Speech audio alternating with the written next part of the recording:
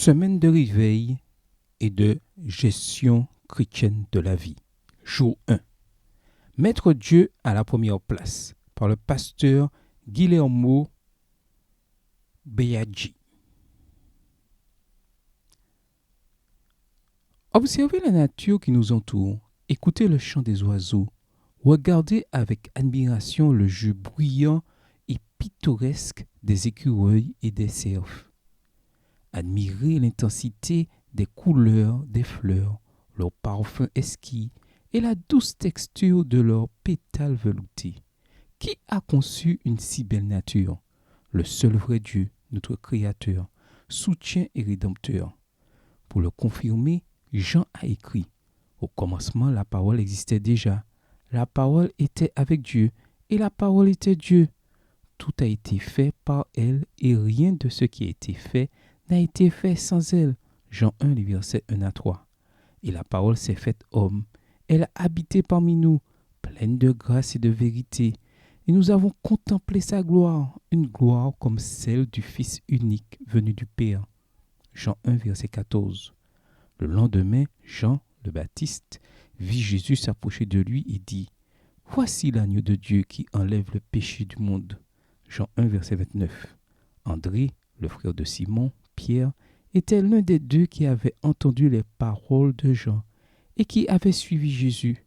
Il rencontra d'abord son frère Simon et lui dit « Nous avons trouvé le Messie », ce qui correspond à Christ. Jean 1, les versets 40 et 41. En effet, Dieu a tant aimé le monde qu'il a donné son Fils unique afin que quiconque croit en lui ne périsse pas, mais ait la vie éternelle. Jean 3, verset 16. La parole de Dieu et la nature nous présentent sans aucun doute possible la merveilleuse œuvre du concepteur et créateur intelligent et de Jésus-Christ notre Rédempteur. De plus, David a donné la réponse humaine appropriée. C'est de toi que viennent la richesse et l'honneur. C'est toi qui domines sur tout. C'est dans ta main que sont la force et la puissance. Et c'est ta main qui a le pouvoir de tout agrandir et de tout fortifier. Maintenant, notre Dieu, nous te louons et nous célébrons ton nom glorieux. Qui suis-je en effet? Et qui est mon peuple pour que nous puissions te faire ces offrandes volontaires? Oui, tout vient de toi. Et nous recevons de ta main ce que nous t'offrons. 1 Chroniques 29, les versets 12 à 14. Quelle idéologie extraordinaire que celle donnée par les Saintes Écritures pour le chemin de notre vie. Le Seigneur notre Dieu est le Créateur. Par conséquent, tout l'univers lui appartient.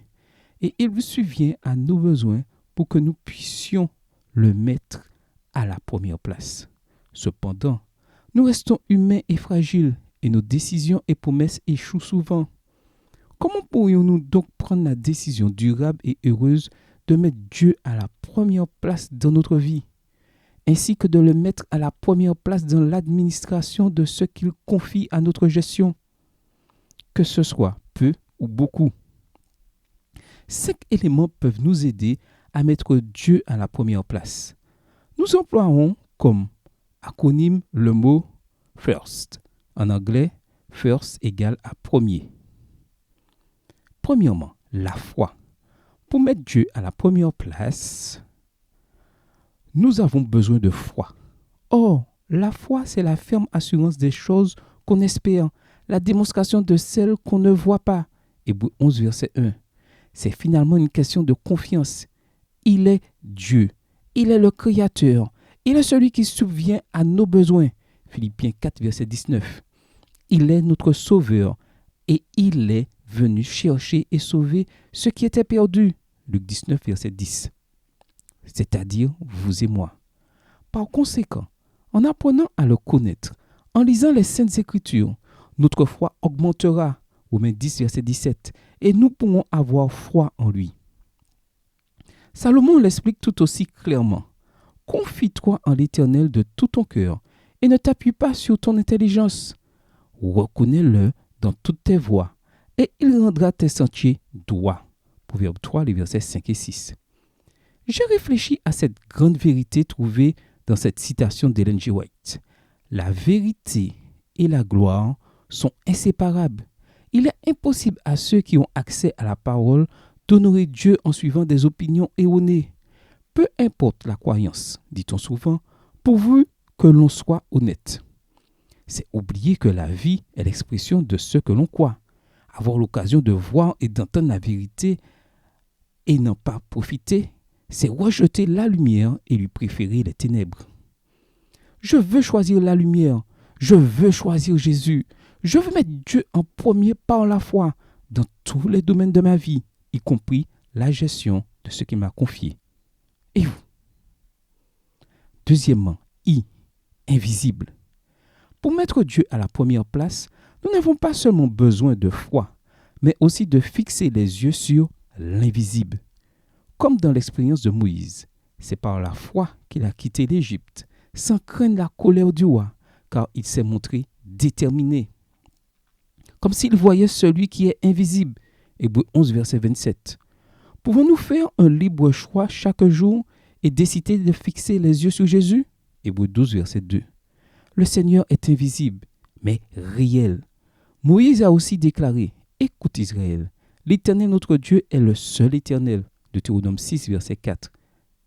Il veut éclairer notre sentier. Le Seigneur vous invite à considérer ces choses avec des yeux illuminés par l'Esprit et non par les conseillers du monde. Acceptez la parole telle qu'elle est. Placez-vous dans l'éclatante lumière de la gloire céleste afin qu'elle puisse luire devant, derrière et autour de vous. Car que vous êtes tous une lumière dans le Seigneur.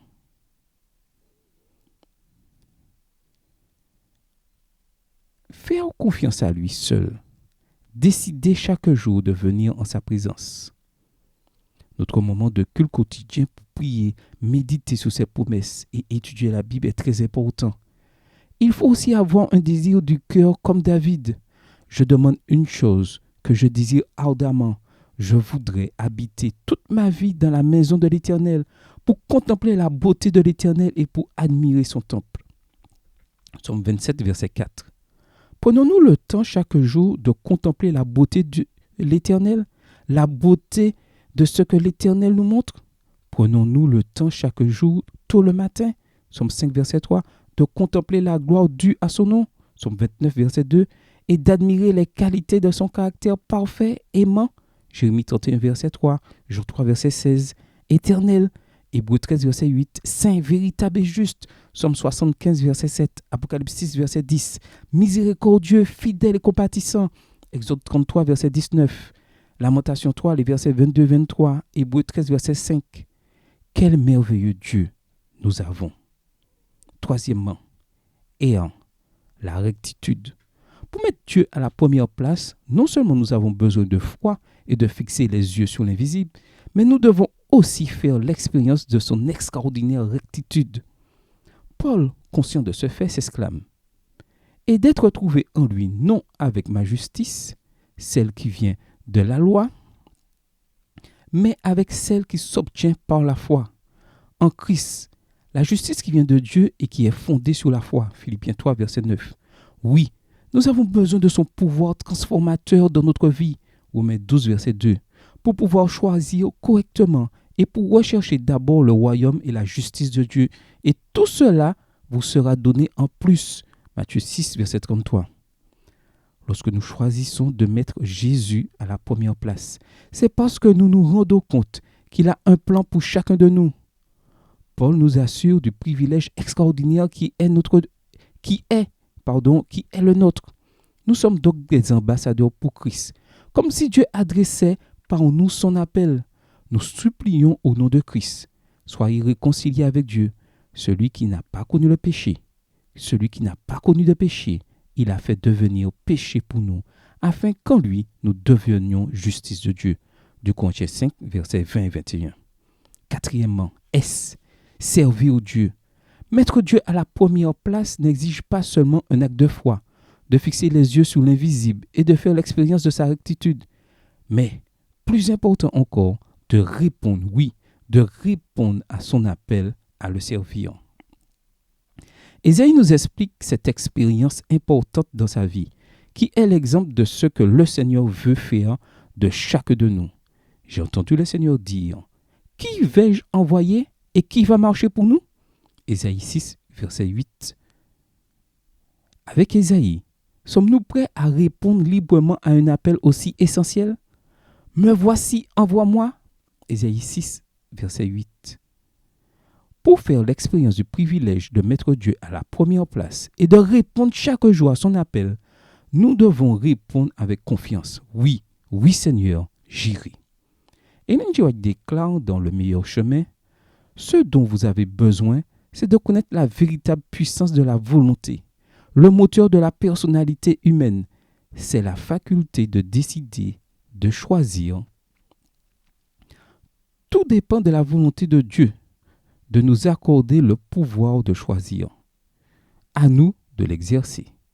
Oui, nous devons exercer ce pouvoir de choisir. Vous ne pouvez changer votre cœur. Vous ne pouvez de vous-même donner à Dieu vos affections, mais vous pouvez décider de le servir. Vous pouvez lui donner votre volonté et alors il produira en vous le vouloir et le faire selon son bon plaisir. Ainsi, tout votre être sera placé sous l'action puissante de l'Esprit, du Christ. Vos affections seront concentrées sur lui. Vos pensées seront en harmonie avec les siennes. Décidez de mettre Dieu à la première place. Enveloppera votre vie de paix, tandis que vous consacrerez votre vie à le servir. L'âme qui se consacre au service du Seigneur possède une paix que le monde ne peut lui ravir. Cinquièmement, trésor. Mettre Dieu à la première place exige de nous non seulement un acte de foi, de fixer les yeux sur l'invisible et de faire l'expérience de sa rectitude, tandis que nous décidons, oui, de servir Dieu, mais se reflétera aussi dans la manière dont nous gérons les trésors que notre Père Céleste place entre nos mains, si nous sommes disposés à mettre Dieu à la première place dans leur gestion. En tant que bons gestionnaires, nous voulons entendre de notre Seigneur ces paroles d'approbation. Son maître lui dit, c'est bien, bon et fidèle serviteur. Tu étais fidèle en peu de choses, je te confierai beaucoup. Viens partager la joie de ton maître. Matthieu 25, verset 21. Dans ce monde, nous menons une bataille spirituelle contre les forces du mal. Mais notre Seigneur veut que nous ayons du succès, que nous surmontions toutes les sortes de tentations et que nous l'honorions toujours. Mais la question est, un homme peut-il tromper Dieu? En effet, vous me trompez et vous dites, en quoi t'avons-nous trompé? Oui, dans les dîmes et les offrandes, nous dit le Seigneur. Vous êtes frappés par la malédiction et vous me trompez, la nation tout entière. Apportez toutes les dîmes à la maison du trésor, afin qu'il y ait de la nourriture dans ma maison. Mettez-moi ainsi à l'épreuve, dit l'Éternel, le Maître de l'univers, et vous verrez si je n'ouvre pas pour vous les fenêtres du ciel, si je ne déverse pas sur vous la bénédiction en abondance. Malachie 3, les versets 8 à 10. Quelle bénédiction ce sera pour notre vie, pour notre famille et nos églises lorsque nous appliquerons les instructions divines dans notre expérience personnelle. Les églises qui font du surplace, les églises qui s'astreignent à soutenir systématiquement et d'une façon libérale la cause de Dieu sont aussi les plus prospères spirituellement. Dans ce monde, nous menons une bataille spirituelle contre les forces du mal, mais notre Seigneur veut que nous ayons du succès, que nous surmontions toutes les sortes de tentations et que nous l'honorions toujours. Mais la question est, un homme peut-il tromper Dieu? En effet, vous me trompez et vous dites, en quoi t'avons-nous trompé? Dans les dîmes et les offrandes. Vous êtes frappés par la malédiction et vous me trompez, la nation tout entière.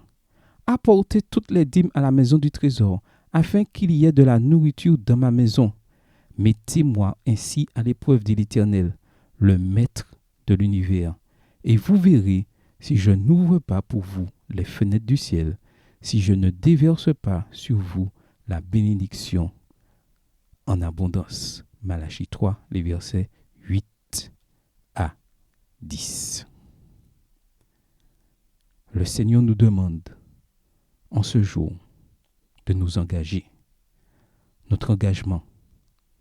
Prions ainsi chaque jour durant cette semaine de réveil, cette semaine de gestion chrétienne. Seigneur, aide-moi à te mettre à la première place. Aide-moi à être fidèle et généreux avec les ressources que tu as employées pour bénir ma vie et ma famille. Je désire te mettre à la première place dans tous les domaines de notre vie et de notre famille et être fidèle et généreux dans la dîme et dans les offrandes régulières, proportionnelles et systématiques, dans le saint nom de Jésus. Amen. Que le Seigneur vous bénisse. Dans les jours d'orage, d'obscurité, de froid, quand faiblit mon courage, que ferais-je sans toi? Chaque jour, à chaque heure, j'ai besoin de toi. Viens Jésus et demeure auprès de moi.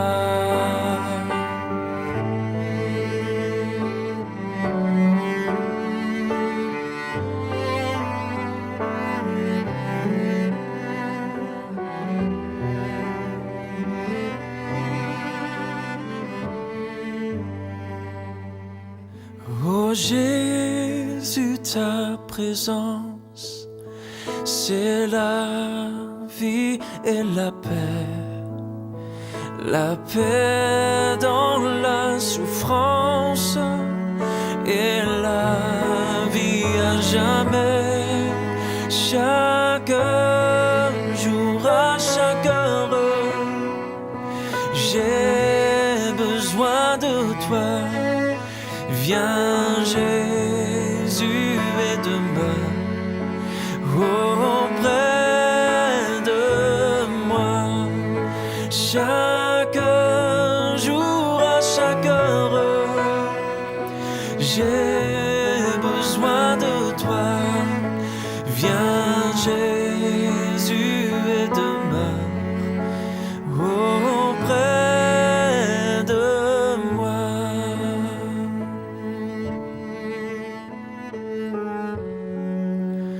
Auprès de